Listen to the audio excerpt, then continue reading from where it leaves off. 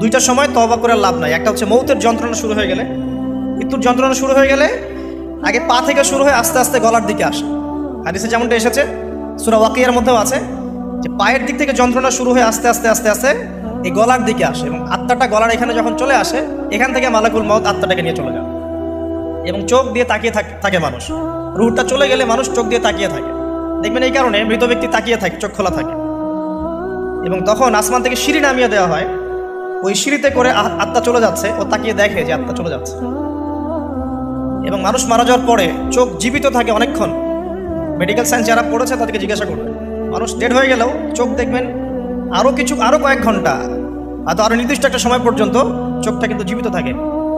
এই জন্যে চোখ বন্ধ করে দিতে হয়। যাই হোক, যেটা বলছিলাম যে মৌতের যন্ত্রণা শুরু হয়ে গেলে তওবা করে লাভ নাই, তওবার দরজা বন্ধ। আর পশ্চিম দিক থেকে সূর্য উঠে গেলে তওবা করে লাভ নাই, তওবার দরজা বন্ধ।